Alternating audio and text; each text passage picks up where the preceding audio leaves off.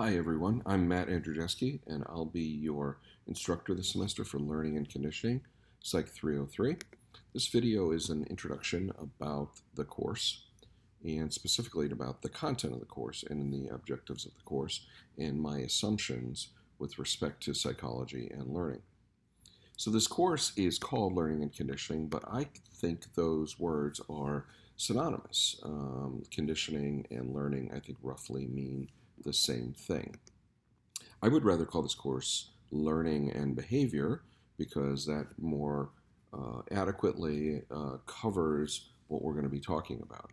Basically, learning or behavior is what animals and humans do, what they do, their actions and activities. And learning is the study of how they come to do that. But we have to recognize that not all behavior is a result of learning. Some things we do as a result of the fact that we're human beings, we're part of a species living in a social and physical world. So in the animal kingdom especially, there are very complicated behaviors that are not learned, and we'll talk about how scientists know that and how they come to study that. The first couple of units, in fact, are on unlearned behavior, species-specific innate behavior that you might even see in and around town. So one objective of this class is going to be this sort of classification idea or category idea, and that is that we need to identify and describe some basic facts, but then we're going to name them in a particular way, and we're going to say that certain things share certain features, and we're going to call them all by the same or similar names. So we're going to name and classify certain things that humans and animals do. And one of those classifications, the first one that we're going to begin with, is what is non-learned behavior and what is learned behavior. A second objective of the class is going to be then to identify relationships between behavior and other events in our environment and in our social environment. So often what humans do has an impact on other people. So we're going to look at our relations between our behavior and other individuals or other people's behavior.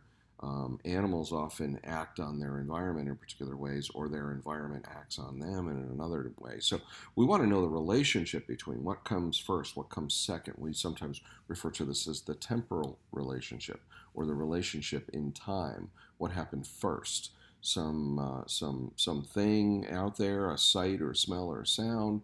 Did that produce behavior, or did behavior produce the sight and smell and sound? So those are important distinctions and important ways that we're going to classify our world.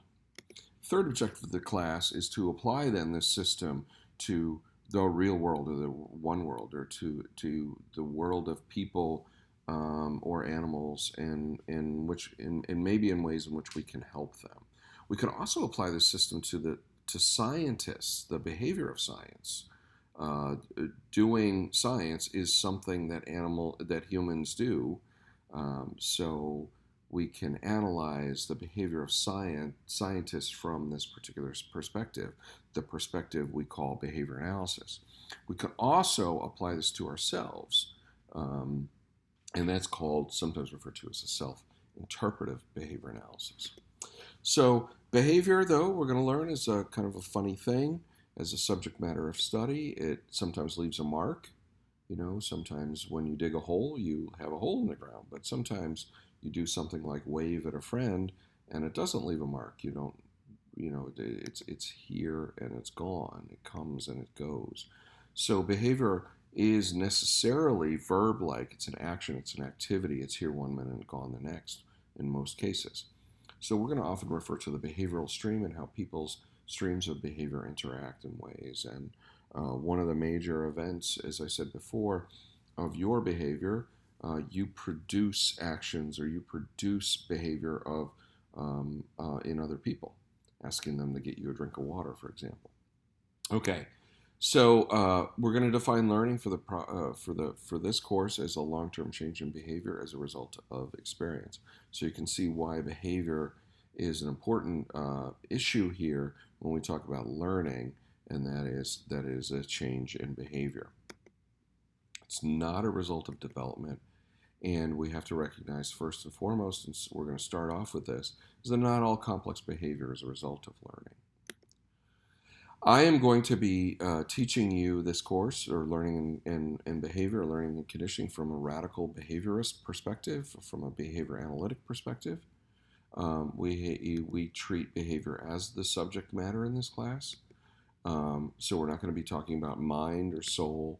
We're going to be talking about what organisms do and the interactions with their environment, and included in that their social environment.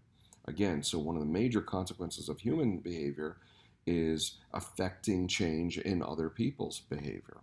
So, but the radical notion of radical behaviorism is that behavior is not only the overt expression of that, but it can be private. It can be within the skin, as some people have referred to it. So it is still thinking and feeling and hoping are still things that are still activities that humans engage in, and therefore their behavior. They're just harder to study than something like waving at your friend, or starting a fire, or digging a hole. So some assumptions that I just want to go through quickly about my philosophy is that I'm an empiricist, and that means that I think that science is the way of understanding and knowing our world. I'm a pragmatist, and that means that I think a successful working is sufficient truth criteria. I'm a physicalist and materialist, so explanations are going to be understood in physical and material terms, forces and energies and stuff like that. Falsifiability is a criteria in which many scientists hold, and that is that any contention, any hypothesis has to be, in principle, has to be able to be proven false. If you can't prove a statement or a hypothesis or an explanation false, then it's not a scientific hypothesis.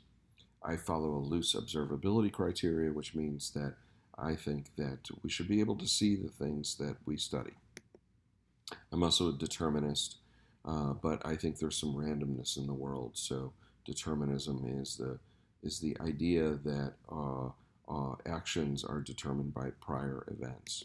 And lastly, I follow heavily quantitative statistical analyses in my science. So that gives you a little bit background on the course. I'm going to be talking about the D2L content and the syllabus in the next video, so you should take a look at that, and we'll talk to you soon.